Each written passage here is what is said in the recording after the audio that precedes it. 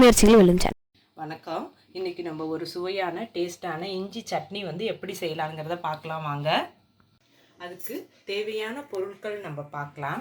இஞ்சி வந்து ஒரு சின்ன சைஸ் துண்டு வந்து இஞ்சி வந்து தோல் நீக்கி இது மாதிரி எடுத்து வச்சுக்கோங்க. தேங்காய் வந்து ஒரு தேங்காயில் வந்து அரை தேங்காய் மட்டும் துருவி இது மாதிரி வச்சுக்கோங்க. உளுந்து வந்து 1 டேபிள் ஸ்பூன் எடுத்துக்கோங்க. ஜீரகம் வந்து அரை ஸ்பூன் எடுத்துக்கோங்க. இது கடுகு வந்து கடுகும் உளுந்து வந்து 1 ஸ்பூன் எடுத்துக்கோங்க. ஒரே ஒரு மிளகாய் எடுத்துக்கோங்க. கருவேப்பிலை ஒரு கைப்பிடி அளவுக்கு எடுத்துக்கோங்க. பெருங்காயம் 1 ஸ்பூன் எடுத்துக்கோங்க. உங்களுக்கு காரம் எவ்வளோ தேவையோ அந்த அளவுக்கு வந்து மிளகாய் எடுத்துக்கோங்க. புளி வந்து ஒரு நெல்லிக்காய் சைஸ் எடுத்துக்கோங்க. கடலைப்பருப்பு வந்து 1 ஸ்பூன் எடுத்துக்கோங்க. இது வந்து வெல்லம் வந்து சின்ன சைஸ் இது மாதிரி 2 துண்டு எடுத்துக்கோங்க. நல்லெண்ணெய் வந்து தேவையான அளவு எடுத்துக்கோங்க. உப்பும் வந்து தேவையான அளவு எடுத்துக்கோங்க. இப்போ இஞ்சி சட்னி எப்படி செய்யலாங்கிறத பார்க்கலாம் வாங்க. இப்போ இஞ்சி சட்னிக்கு வந்து இது மாதிரி ஒரு கடாய் போட்டுக்கோங்க. அடுப்பை பற்ற வச்சுட்டு கடாய் போட்டுட்டு எண்ணெய் நல்லெண்ணெய் வந்து இதுலேருந்து ஒரு 2 ஸ்பூன் மட்டும் இதுலேருந்து ஊற்றிக்கோங்க. ஊற்றிட்டு இதில் வந்து நம்ம உளுந்து எடுத்துருந்தோம் பாருங்கள். இந்த உளுந்தை வந்து இதில் போட்டுக்கோங்க. வந்து கடலைப்பருப்பு எடுத்துருந்தோம் பாருங்கள். இந்த கடலைப்பருப்பையும் இதில் போட்டுக்கோங்க. இது வந்து ஜீரகம் இதையும் போட்டுக்கோங்க.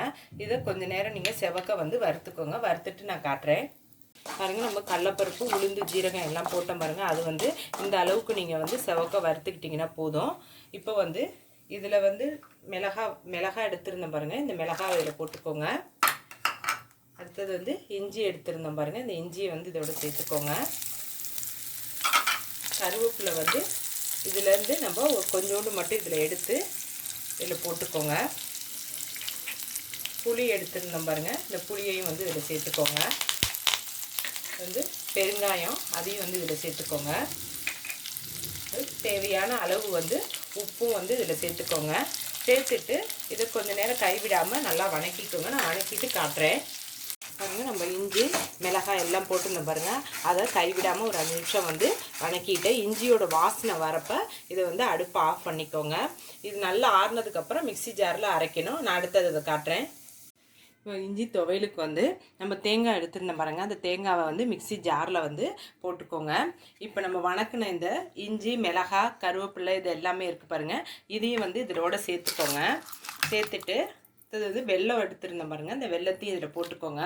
போட்டுட்டு கொஞ்சம் தண்ணி ஊற்றி நைஸாக வந்து அரைச்சிக்கோங்க. நான் அரைச்சிட்டு காட்டுறேன் பாருங்கள். நான் மிக்ஸி ஜாரில் போட்டிருந்தேன் பாருங்கள். அதை வந்து இந்த அளவுக்கு நீங்கள் வந்து நைஸாக அரைச்சிக்கோங்க. இஞ்சி சட்னிக்கு வந்து நம்ம இது தாளிப்பு கொடுத்துக்கலாம். தாளிப்பு கரண்டி வந்து வச்சுக்கோங்க.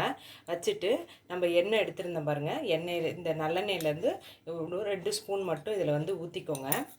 ஊற்றிட்டு நம்ம கடுகு வச்சுருந்தோம் பாருங்கள். இந்த கடுகும் இந்த உளுந்தையும் வந்து இதில் போட்டுக்கோங்க.